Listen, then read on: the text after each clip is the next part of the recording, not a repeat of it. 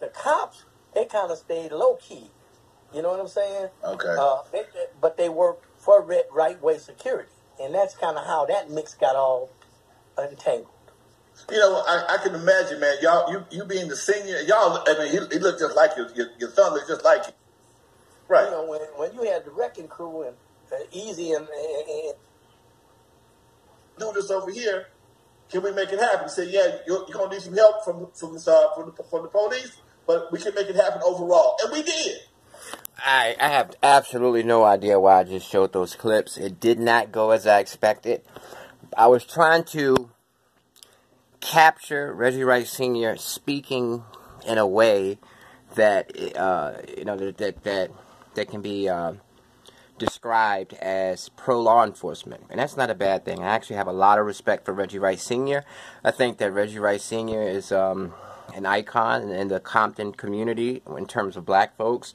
He became a high-ranking police officer in the gang unit during a time when black officers were overlooked, during a time when racism ran rampant. Everybody knows that all the police departments in LA County, in every city, had this stench of racism, and it was very hard for a black man to actually rise up in those police departments. Whether you're talking about Pasadena, you know, all the different cities in LA County, you know, and Reggie Wright Sr. was able to command respect because he was from Compton. He was, you know, he lived in Compton. He lived in a neighborhood, Mob Piru neighborhood, and they had to respect him because he was in the streets and he knew what he was doing, and I actually respect him for that, you know.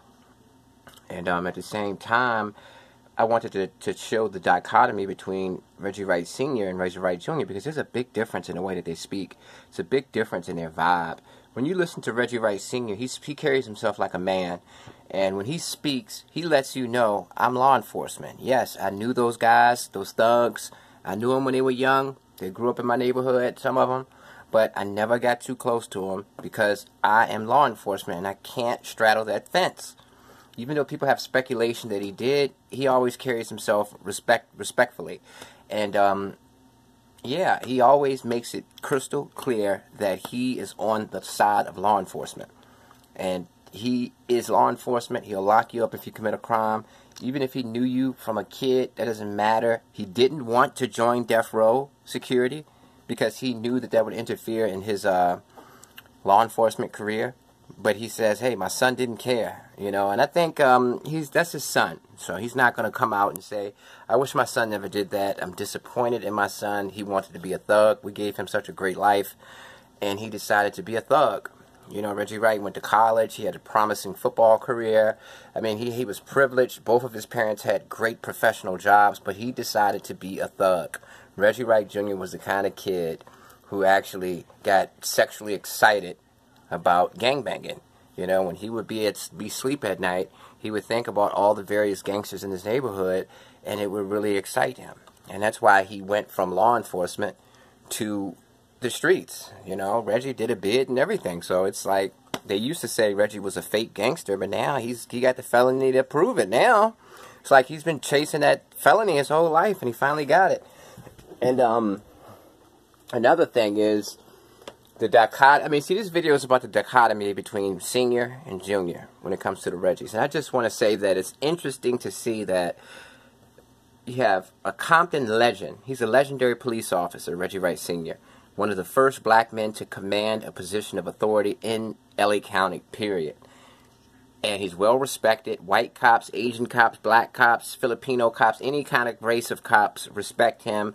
They look at him as their father. He was a father figure to a lot of these police officers, and he's just well respected. They used to have like banquets for him, and the city of Compton would give him these elaborate banquets and give him gifts. And his son, I guess he tried to become a police officer. First, he was a sheriff in a jail, and I guess he was trying to make his parents proud and try to actually follow down his father's footsteps. But then eventually he became a wannabe thug. And I just think it's so interesting to see that dichotomy, you know. And Reggie Wright Jr. obviously has a lot of respect for his father, but I just think it's so interesting. I mean, I honestly would love to see a psychologist break this down. You've got this great, esteemed cop legendary in his city, legendary in law enforcement. Then you've got his son, who's a wannabe thug. I mean, his son desperately wants to be a thug. Even in his 50s, he still wants to be a thug. It's like he is like, I just would love to see a psychologist break that down. I mean, you don't see this every day. You know, we know Reggie Wright Jr., Reggie Wright Sr., we know the Death Row story, we know the Tupac story, so we're accustomed and conditioned to hearing it. But it's very odd. You know, that's a very weird thing for a great cop, legendary in the law enforcement community, to have a son who was a cop, who's going around on the internet calling people rats, gangbanging, you know, repping his set, repping this Paru set on the low, you know. It's crazy, you know, like that dichotomy, that polarity, you know, Reggie Wright Sr., Reggie Wright Jr. It's crazy.